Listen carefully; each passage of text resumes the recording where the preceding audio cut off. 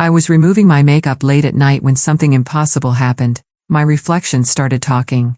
Though silent, I could read her lips clearly. Never use a red umbrella. Strange warning. I didn't even own an umbrella, let alone a red one. But the next day, trapped at work by heavy rain, my supervisor James approached. "Use mine," he said, handing me a bright red umbrella. "What's wrong? Don't like my taste?" he teased. Before I could reply, Emma, our office flirt, snatched it. "If Sarah doesn't want it, I'll take it," she said with a sugary smile. "James, let's walk together. There's room for two." James just smiled, pulled out another umbrella from his bag, and walked off alone. Emma grumbled and left with the red one. I stayed behind, stranded in the lobby. Desperate, I dashed through the storm and arrived home soaked. While changing out of my wet clothes, my phone buzzed repeatedly. The office group chat was blowing up. Scrolling to the top, I froze.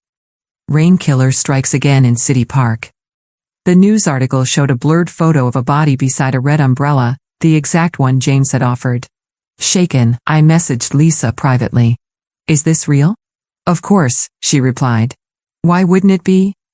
"Do they know who it was?" "No clue. Just what's in the article?" Getting no real answers, I stared at my bathroom mirror. "Who are you?" I whispered.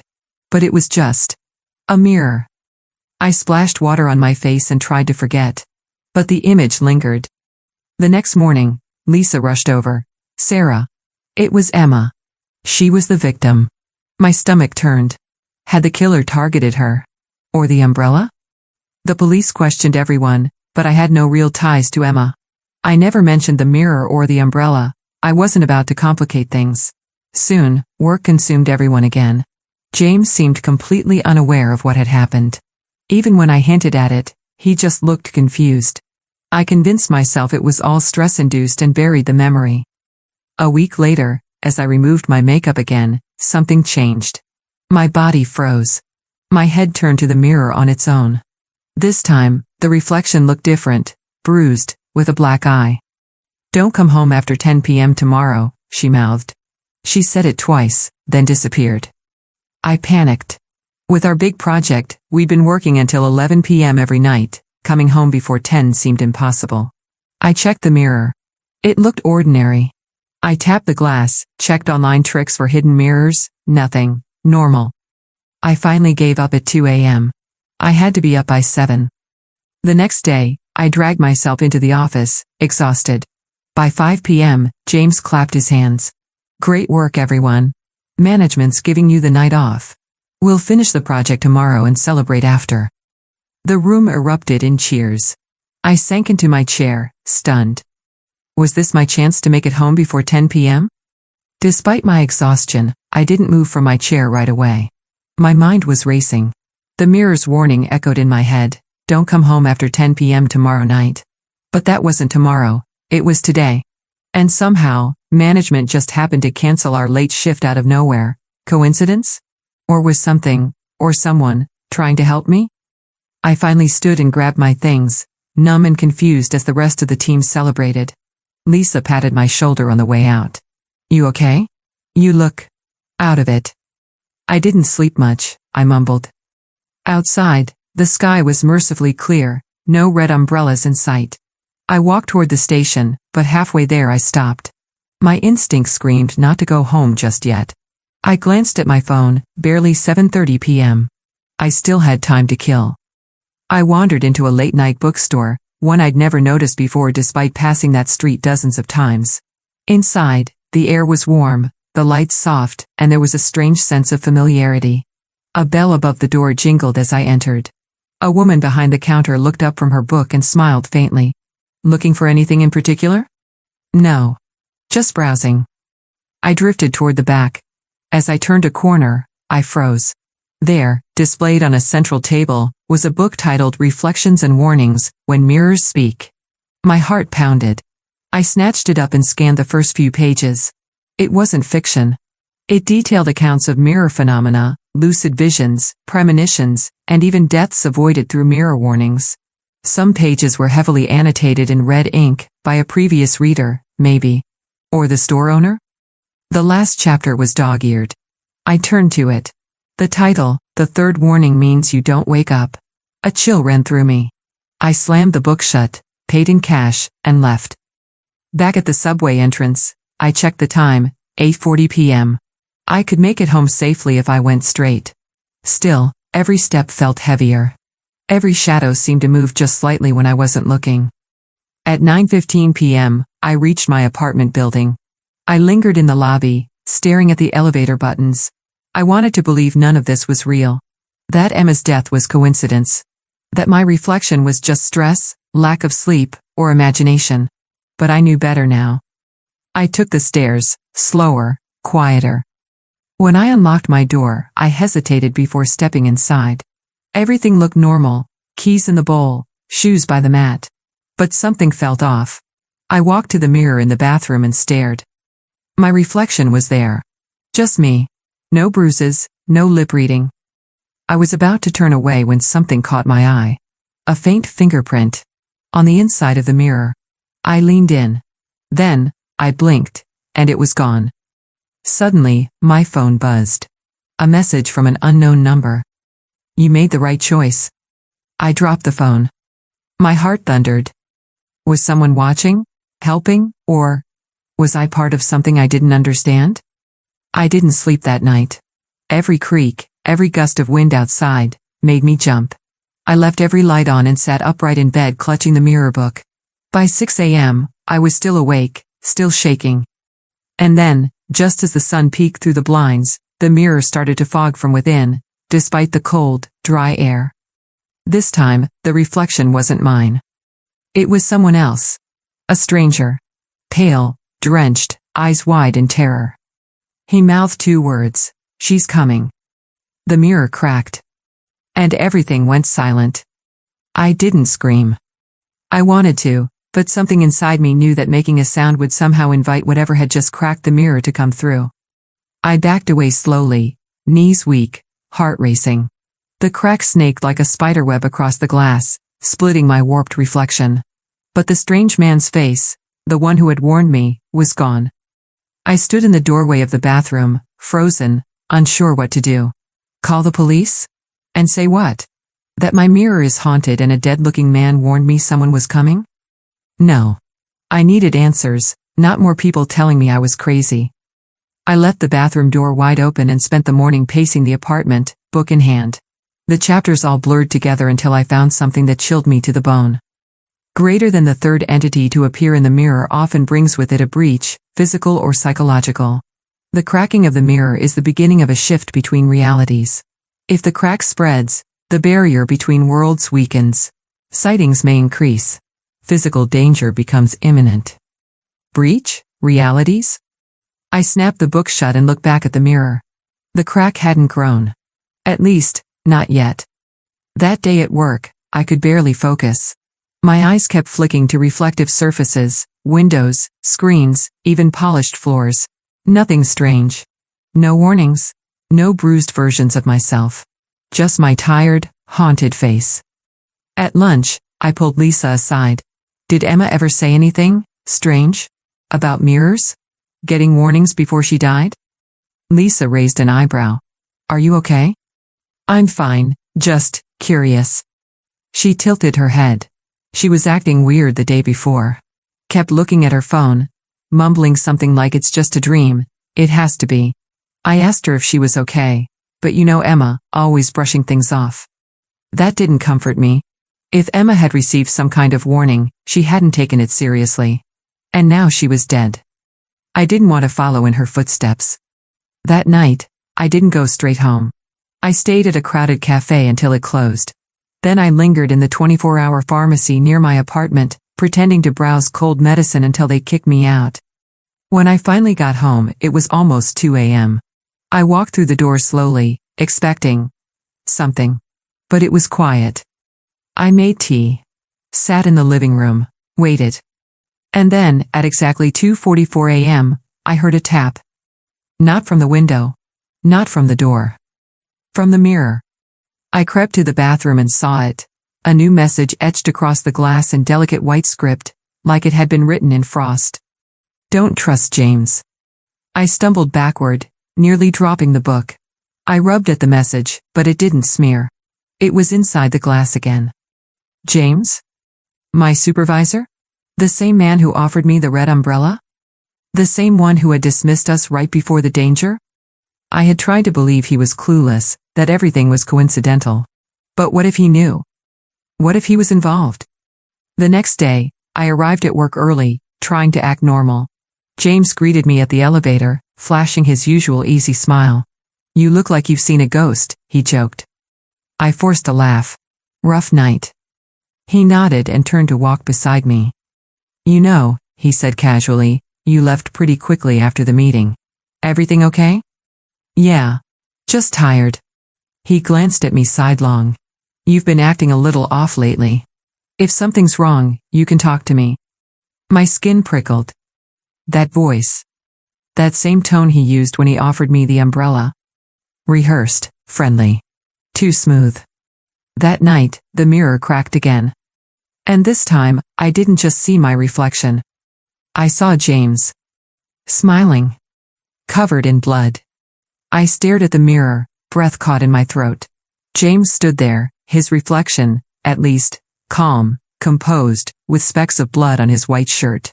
His eyes met mine, and for a second, I thought I saw the corners of his mouth twitch upward, like he knew I was watching.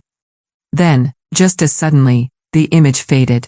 The mirror returned to its usual cracked state, reflecting nothing but my pale, trembling face. I backed out of the bathroom, heart pounding. I couldn't keep pretending this was just stress. I needed help, real help. I grabbed my phone and called the only person I thought might believe me, my older cousin Ray. She was a therapist now, but she'd always had a soft spot for ghost stories and weird phenomena. The phone rang twice before she picked up. Sarah? It's 2 a.m. I need to talk, now. She paused. You sound scared. I'm not scared. I'm being warned. 10 minutes later, I was pacing in Ray's apartment, clutching a mug of herbal tea while she listened. I told her everything, from the first warning to Emma's death, from the red umbrella to James's reflection. I even showed her the book I'd bought from the strange bookstore. When I finally stopped talking, Ray sat in silence for a while, processing. I don't think you're crazy, she said gently. But I do think you're in danger. Thanks. That helps a lot, I said flatly. She ignored the sarcasm. You said the mirror cracked again.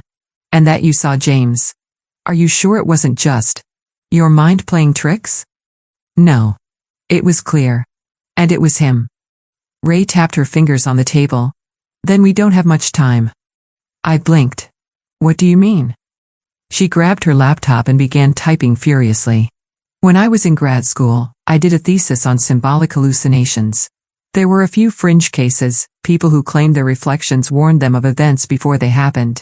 Most were dismissed as delusions, until 2 of the subjects died under mysterious circumstances. She paused, turned the screen toward me. On it was a grainy photo from a newspaper article. Local woman found dead after warning of mirror man. I read the subhead. Victim reported vivid mirror hallucinations days before her death. Police found a shattered mirror at the scene, with no signs of forced entry. My stomach dropped. What happened to her? I whispered. No one knows. Her therapist reported the mirror warnings, but police chalked it up to mental health issues and closed the case. Ray leaned closer. But there's a pattern, Sarah. The warnings escalate. First symbolic. Then personal. Then violent. My voice trembled. What stage am I at? You just saw a blood-covered man in the mirror. I'd say stage 3 is around the corner. I slept on Ray's couch that night, if you could call it sleep. Every time I closed my eyes, I saw James's face smiling through glass, red-stained and quiet, watching. The next day, I decided to confront him. Not directly, I wasn't stupid. But I needed to know more. I started digging. First, I checked the employee directory. James's last name, Barrow. Then I searched social media, nothing. No Facebook. No LinkedIn. No college records. It was like he didn't exist before 4 years ago. That night, I returned to Ray's with a folder of printed pages. James Barrow isn't real, I said as I dropped them on her table. She looked through them, face growing more serious with every page. He's a ghost? Or something pretending not to be. I glanced at the mirror in her hallway. And froze. Because there, standing right behind me in the reflection, was James. And I wasn't even in the room. Ray, I whispered, not looking away from the hallway mirror. He's here. She turned sharply, eyes narrowing at the glass. What do you mean? I pointed, hand trembling. In the mirror. Behind me. But as soon as she stepped closer, the reflection changed. It was gone. My reflection returned, alone again, wild-eyed, breathing hard, sweat glistening on my temple. James had vanished as suddenly as he appeared. You need to leave that apartment, Ray said without hesitation. Whatever this is, it's tied to the mirror. We should stay here until we figure out how to sever it. I can't just vanish, I protested. People will ask questions. Then give them answers. Something believable. Tell work you're sick. That night, I emailed my manager a fabricated excuse about food poisoning. He responded with an automated get well soon, and that was it. One more piece of James's cold indifference. I spent the rest of the day going through the reflections and warnings book again. Ray helped me cross-reference every case. A pattern was beginning to emerge. 1. A warning appears in the mirror. 2. A near miss with death. 3. A second, stronger warning. 4. A mirror crack. 5. The reflection of the danger itself. 6. And finally, disappearance. But there was one exception. A woman named Eleanor who had escaped. She claimed she escaped the mirror's timeline by destroying the connection before the third warning. The book didn't explain what that meant. Frustrated, I paced the apartment. What does connection mean? The mirror? The place? The person? Maybe it's all of it, Ray said. But if James isn't who he says he is, that might be where you start. I nodded. Then I'm going back. Ray grabbed my arm. No, Sarah. I need something from that place. Something that proves James isn't human. If I can find it, maybe I can end this before it ends me. She reluctantly agreed, insisting on coming with me. At 2 a.m., we returned to my building. Everything looked normal. Too normal. Inside my apartment, the air felt wrong. Still, cold, dense like a vacuum. We didn't speak. We didn't breathe too loudly. In the bathroom, the mirror's crack had deepened. A jagged line now split it nearly in two. I opened drawers, cabinets, folders, anything that might contain something off. Meanwhile, Ray examined my phone and found something I hadn't noticed. Sarah, she said, showing me a text. A message from an unknown number sent at the exact time Emma died. One spared. One claimed. I never saw that, I whispered. It was buried in your notifications. We stood in silence until Ray muttered, Wait. What's that? She pointed to a small silver key inside my bathroom drawer. It wasn't mine. I'd never seen it. Tied to it was a note. Storage room B3. Midnight. Come alone.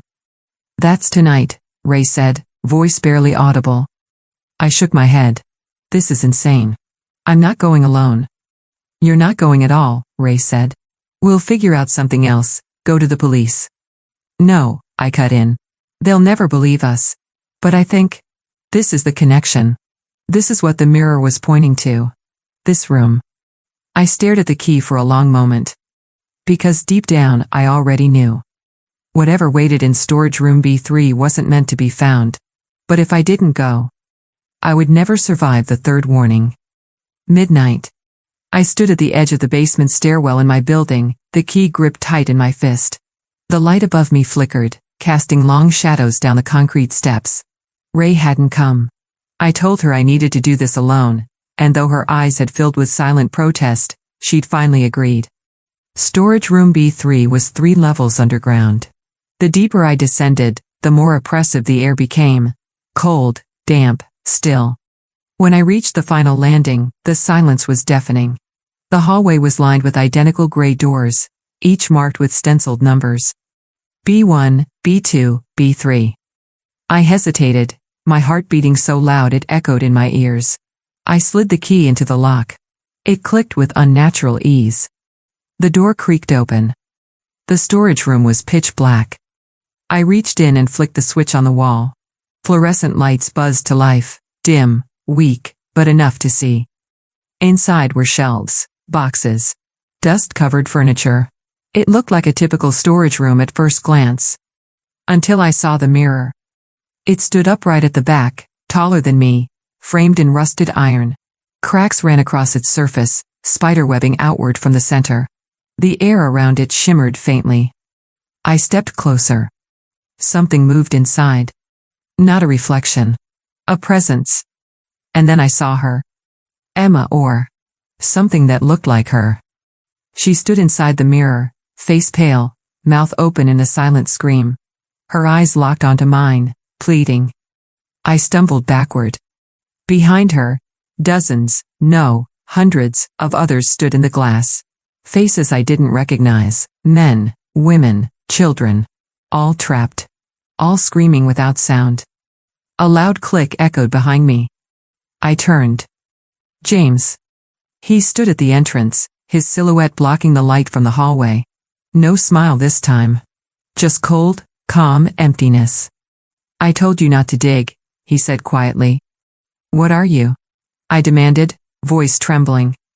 He stepped forward, slowly. I offered chances, warnings. You ignored the first. You nearly ignored the second. Most people don't even get that much. You killed them. I didn't kill anyone, he said evenly. They chose wrong. You were supposed to take the umbrella. You were marked. Emma interfered. So she paid. I shook my head. Why me? The mirror chose you. He stepped aside, revealing the mirror again. You're still alive because it isn't done with you yet. My back hit the far wall. My hands found a rusted crowbar lying atop an old box. I didn't hesitate. I grabbed it and hurled it toward the glass. James's voice roared behind me, no. But it was too late. The crowbar hit the mirror dead center. A sharp crack split the room like thunder. The mirror shattered, not just into shards, but into ash like dust that blew outward in a burst of icy wind. The force knocked me off my feet. I hit the ground hard. When I opened my eyes, the mirror was gone. And so was James. No trace. No blood. No sound. Just the empty hum of a flickering light overhead. I scrambled to my feet, breath ragged. Something shifted inside me, a pressure lifting, as if a noose had been silently cut. Back upstairs, I burst into Ray's apartment, dirt-streaked and shaking. It's done, I gasped. I broke it. The mirror's gone. James is gone. But Ray didn't answer. She stared at me, pale, frozen, tears silently rolling down her cheeks. She pointed behind me. I turned. And saw my reflection in her hallway mirror. Smiling. But I wasn't smiling. My blood ran cold. I stared into the hallway mirror, watching as my reflection grinned back at me with an expression I knew I wasn't wearing. It was twisted, smug, patient, almost hungry. Ray stepped backward, her voice barely above a whisper. Sarah. That's not you. No, I said, my throat tightening. It isn't. The reflection tilted its head in mock sympathy, then slowly raised its hand and pressed it against the glass. I didn't move. But my reflection did. It mouthed a single word. Soon. And then, it blinked. I hadn't. Ray grabbed my arm. We need help. Real help. Someone who deals with this kind of, whatever this is. I nodded, numb, as the false reflection faded, returning to normal. But the damage had been done. Destroying the basement mirror hadn't severed the connection. It had strengthened it. The next few days blurred together. Ray barely left my side. We kept all mirrors covered, with sheets, blankets, even newspaper.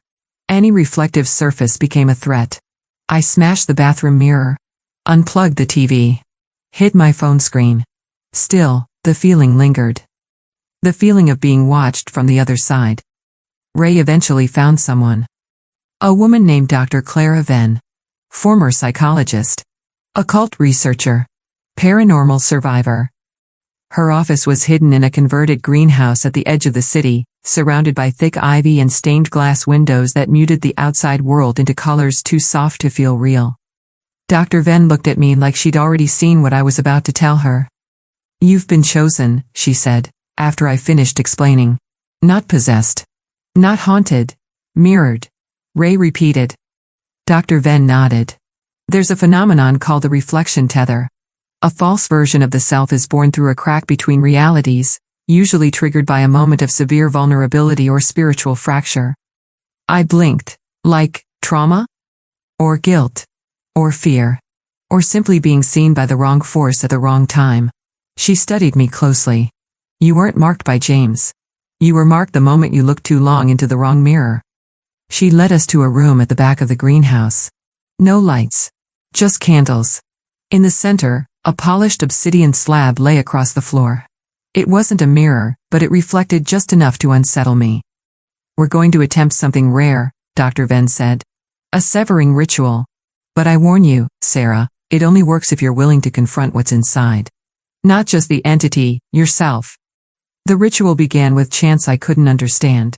Ray stood by with a silver bowl of water while Dr. Venn guided me to kneel before the slab. The reflection that appeared wasn't twisted. Not at first. It was just me. Tired, hollow-eyed, haunted. And then she smiled again. "Why are you so afraid of me?" she whispered, this time aloud, the voice echoing from the slab. "I'm not," I lied. The reflection leaned closer, her face darkening.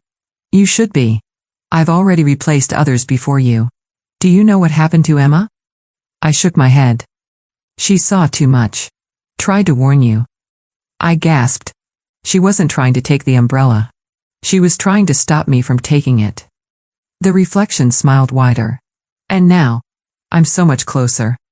Dr. Venn shouted, "Focus. Say your full name. Deny her claim." I looked straight into my own eyes. "My name is Sarah Lynette Graves. This is my life. You don't belong here." The reflection's skin began to crack, like porcelain under pressure. "This is only delaying it," she hissed. "You can't stop the third warning. You are the third warning." The mirror self began to splinter. Dr. Venn threw a handful of salt over the obsidian slab, and the flames surged. The reflection screamed. And vanished. The room went quiet. I collapsed into Ray's arms, gasping. Dr. Venn exhaled, wiping her forehead. "It's done," she said. But even as she spoke, I noticed something that made my breath catch. In the corner of the slab, just before the final reflection disappeared, my mirror self wasn't alone. She was standing next to James. I didn't tell Ray or Dr. Venn what I saw. Not at first. The image had been brief, almost a flicker, but clear. My mirror self wasn't gone. And she hadn't been acting alone. James had been standing beside her in the final second before the reflection shattered. His expression hadn't changed, still calm, still eerily patient. As if he knew this wasn't over. And maybe it wasn't. Back at Ray's apartment, I tried to convince myself the ritual had worked. The hallway mirror remained covered. No more whispers. No more cracks. But a heaviness lingered in the air, like the eye of a storm, quiet, yes, but deceptive. 2 nights passed without incident. Ray began to relax, talking about going back to work. I pretended to sleep better. I stopped checking every surface for reflections. But I hadn't let my guard down. On the 3rd night, my phone buzzed at 3:17 a.m. A message. No number. Just a blank contact. I opened it. There was no text. Only a photo. It showed me, asleep on Ray's couch. Except I wasn't wearing the clothes I had gone to bed in. The version of me in the photo had long, loose hair, like my mirror self always did, and wore a red silk robe. My heart dropped. I turned slowly toward the couch mirror Ray refused to cover, claiming it was too expensive. Nothing. I was alone. Or so I thought. A sound came from the bathroom, a faint click, like the latch on the medicine cabinet. I crept closer, barefoot, my breath shallow. The hallway was dark, the only light coming from the low glow of Ray's salt lamp in the living room. I reached the bathroom. And froze. The mirror above the sink had no crack, no shimmer, no warning. Just a message written in condensation. Final warning. 11:11 p.m. I stared. My pulse thundered in my ears. What happens at 11:11? I whispered, but no one answered. I didn't sleep. I didn't speak to Ray that morning. I packed a small bag and returned to Dr. Ven's greenhouse office the second it opened. She saw the panic in my face and didn't ask questions. She just sat me down and handed me a cup of bitter herbal tea. I need to know what happens if the third warning comes, I said. You said no one survives it. She looked grim. That's because by the third warning, it's already inside. The reflection becomes the original. The two switch. My mouth went dry. How do I stop it? You don't. You trap it. I stared. Trap it where? In the mirror, she said. Before 11:11. You must make it choose you again, while being prepared to reverse it. But if you're too slow, if you hesitate. She didn't finish. I didn't need her to. She handed me a small obsidian pendant. This is your anchor. If it glows, you're still you. If it dims, you're not. By 10:30 p.m., I was back in my apartment. Alone. I had cleared the living room and placed a tall antique mirror, the only one I hadn't smashed, directly across from me. I sat down in front of it. The pendant hung from my neck, cold, heavy. Time passed slowly. 10:47, 10:58, 11:07. At 11:11, the room fell silent. Even the hum of the fridge stopped. And then, I saw her. Standing in the mirror. Me. But not me. She smiled softly and raised a hand. I copied her. She tilted her head. I mirrored her. She stepped forward. So did I. And then she whispered through the glass. Are you ready to trade places now? The pendant on my chest dimmed. And the mirror began to ripple. The mirror rippled like water, distorting my reflection into waves of shadow and light. I clutched the obsidian pendant, willing it to brighten, to fight back, but it only grew colder, duller, the black surface losing its shine. Across from me, the mirror self stepped closer. Her smile had faded. Now, she looked solemn, determined. You're tired, Sarah, she whispered. Don't you want peace? No more running. No more warnings. I shook my head. You're not me. She raised an eyebrow. Aren't I? I know everything you've hidden. Everything you regret. All the guilt you buried. Images flickered in the mirror, me yelling at my mother before her accident. Ignoring Emma's message the night before she died. The cracked umbrella untouched on the lobby floor. You've made mistakes, she said softly. But I can erase them. All of them. The pendant began to burn against my skin. I looked down, it was glowing, not with light, but with heat. Searing, unnatural heat. I screamed and tore it off. The moment it hit the floor, the mirror's self surged forward. The glass exploded outward in a wave of black mist, and suddenly, she was in the room with me. No glass. No barrier. Just two versions of the same woman. Breathing the same air. We circled each other.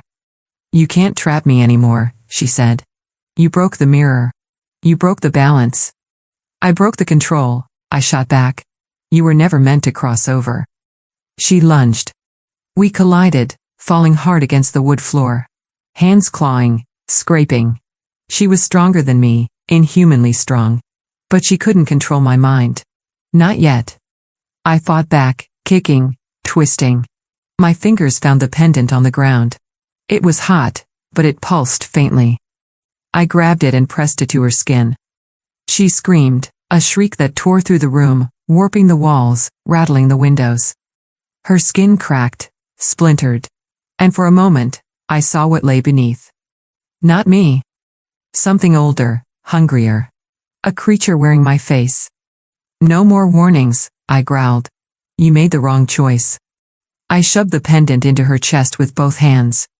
She shattered like glass, her body crumbling into black shards that blew backward, sucked into the empty frame of the mirror like ash caught in a vacuum. Then, silence. The mirror, now empty, reformed, whole again, smooth, silent. But my reflection was gone.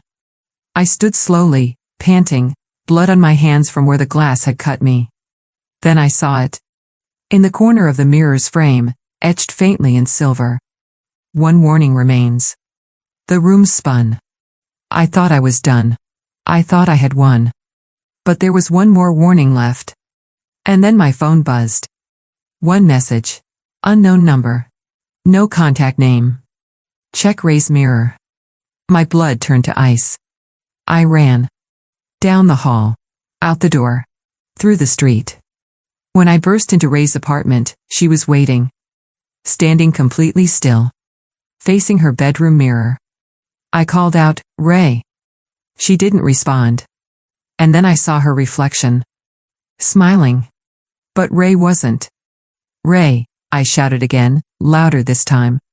Still no response. Her body was rigid, breath shallow, eyes locked on the mirror like she was in a trance. But it was the reflection that terrified me most. It was smiling. Not a warm or comforting smile, but the same cold, calculating expression I had seen in my mirror self. I stepped forward slowly. "Ray. Can you hear me?" Her lips parted slightly. "She said you would come." My heart dropped. "Who?" Her head tilted toward the mirror, but her eyes remained distant. "She's been whispering for days, waiting." I thought it was just a dream at first. Until last night. I glanced at the mirror again, and for the first time, I saw what Ray was seeing. Herself. But not quite. The reflection was wearing Ray's favorite sweatshirt, but the color was off. Her hair was perfect, almost too perfect. And her eyes? Black around the edges, like ink bleeding into the whites. "You have to fight her," I said, grabbing Ray's shoulders. "She's trying to take you like she tried to take me." "She said you'd say that," Ray whispered. And then, her reflection moved without her. It reached toward the glass, hand stretching further than any mirror's surface should allow. "No!" I screamed, lunging forward just as the mirror began to ripple, the same way mine had before. The surface bent outward, stretching like a membrane ready to break. I grabbed the obsidian pendant from my pocket, the same one I had used to banish my own mirror self. But the glow was dim, weak, barely pulsing. "She said you used it up," Ray muttered, eyes full of tears now. "That you can't save both of us." I looked at the pendant. Then at Ray.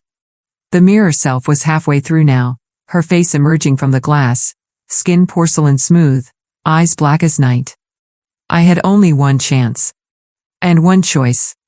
"Ray," I said quietly. "I'm sorry." Before she could react, I shoved the pendant into her hand. Her eyes widened, and the glow flared so bright it blinded me for a moment. A shriek ripped through the room. The mirror self let out a furious, inhuman scream as she was dragged backward, flailing, howling, the glass sucking her in like a vortex. The mirror shattered, bursting into 1,000 shards that collapsed in a ring around us. Ray collapsed into my arms, sobbing. "It's okay," I whispered. "She's gone. You're safe." The room was silent once more. We stayed like that for a long time. In the days that followed, we removed every mirror from our homes, screens, reflections. Anything that could act as a doorway. Dr. Venn warned us there may be others. Other versions. Other mirror entities waiting for vulnerable minds. But they couldn't reach us, not anymore. The mirror was broken. The bond was severed. Or so we believed. Until 1 week later, as I passed a boutique shop downtown, I paused by the window. Not to admire the display. But because in the reflection, I wasn't walking. I was smiling. And right behind me, James was standing there. Smiling too. Fade to black.